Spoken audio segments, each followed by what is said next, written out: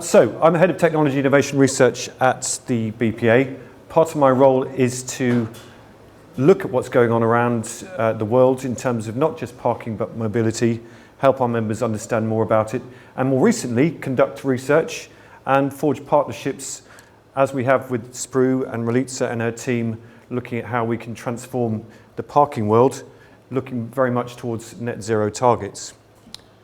Now, parking isn't just about the stationary act of where you put your car. It's very much about mobility, and increasingly it's linking in with discussions around mobility as a service. We leave our houses, we want to know we're going to park somewhere, we'd like to know how long we can park for free. We might like to know if it's got a charge point for our electric vehicle. We might like to know the most efficient way of getting there, combining walking, cycling, bus, or just walking to your car and finding the least congested route to get where you're going. However, we know that if we're going to meet net zero targets and we're going to lower carbon emissions, we need to move away from our dependency on our cars.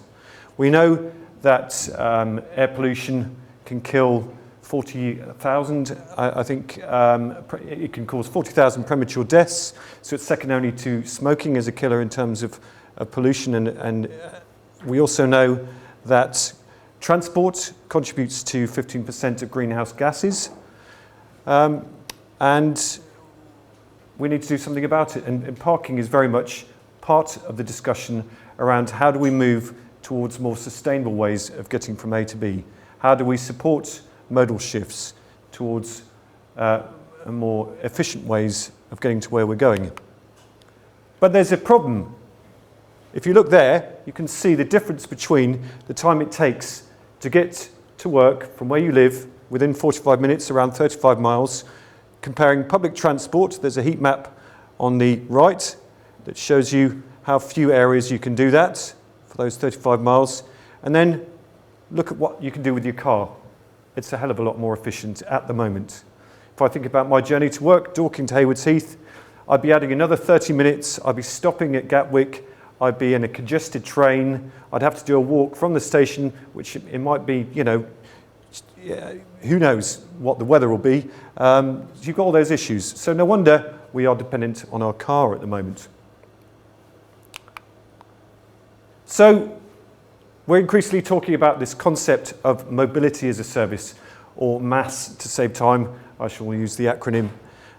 It's the movement away from dependency on your car to looking at other modes of transport that can be integrated, that bring in healthy modes of getting from A to B, cycling and walking, looking at shared mobility, whether it's car clubs, car sharing, and looking at ways that can be put all together in a platform, in an app, so that you press a button on your phone at home, say where you want to go, it tells you all the different ways you can do it, the most efficiently, the ones that perhaps pollute the least.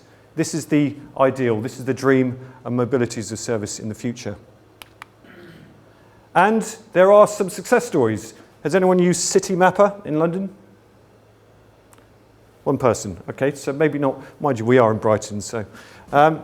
So this is a platform where you can have unlimited underground and bus journeys in the week.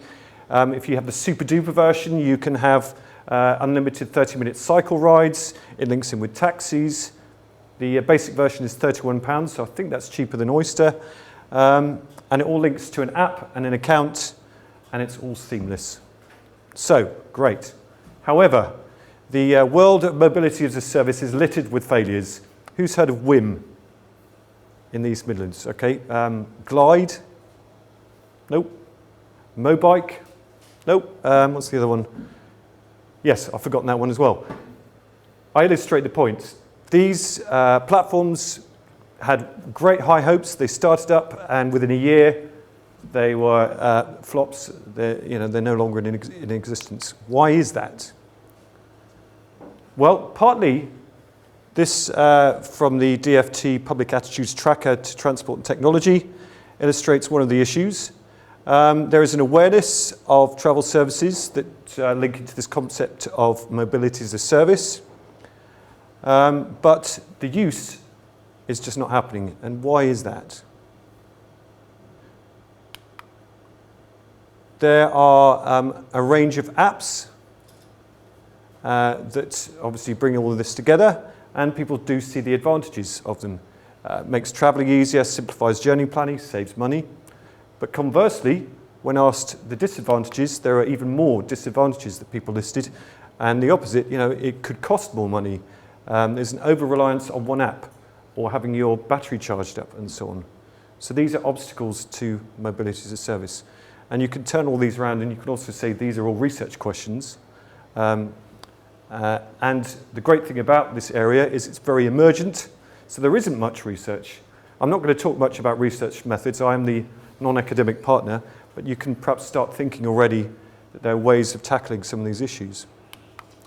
And certainly you could start thinking about, from the experts' perspective, the questions that and the obstacles that we're faced with that all pose research questions and the need to bring different stakeholders together. So this is from the Mobility as a Service survey. It's the third in a series. It asked about 130 experts in mobility as a service, from local authorities to private operators, app developers and so on, what they saw as the major obstacles to mobility as a service taking off. And here you have them in order of magnitude. A lot of people talked about insufficient open data. We heard earlier about heating and energy research and a reliance in current technologies. Well, there's also an inertia and problem in mobility as a service. People are just stuck in the ways of doing things. Resources, political will, the list goes on. Each of those, I think, pose research questions, but also pose opportunities for getting people around the table, for being inclusive. We heard about for building trust, for getting buy-in, and so on. A lot of these are happening because those very things are not happening. And let's bring it to parking. I'm going to try and make parking exciting. This is what the data landscape is for parking, and what it very much was 3 or 4 years ago with different data formats. Remember, the previous slide said one of the biggest problems is the lack of open data. Well, here you have owner-operators, you have marketing platforms, data aggregators, and so on. Now, 4 years ago, there was no common language that they could speak. Obviously, some of them shared different data languages, but very often you had commercial interests that had their own data format, which meant that their customers were locked into their particular business model. And you had difficulty in seeing across the whole data landscape to understand patterns in mobility, patterns in how people were choosing to park, even things that could help you understand congestion.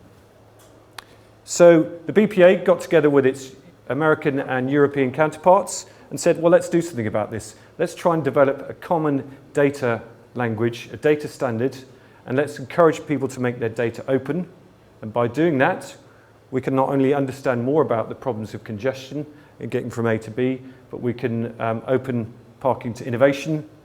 And we can make it easier for all of these people to talk to each other and to stop the problem that people are locked into these proprietary agreements that only use a certain data format.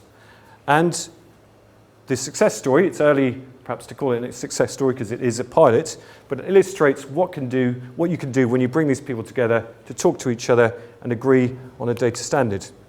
This is the APDS, Alliance for Parking Data Standards, pilot in Manchester. And you see you've got local authority, private operators who are providing live, real-time data about the spaces they've got in their car parks.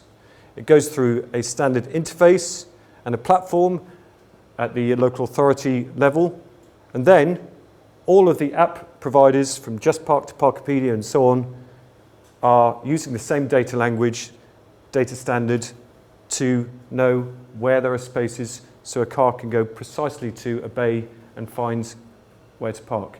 And obviously with the introduction of sensor technology and so on, that's all made a reality. But it's only happened because all of these guys have set aside their commercial interests, their proprietary interests, and said, yep, we'll all have a data standard, we'll all make our data open, and then the public will know how to get from A to B the most efficiently. That's me. Thank you.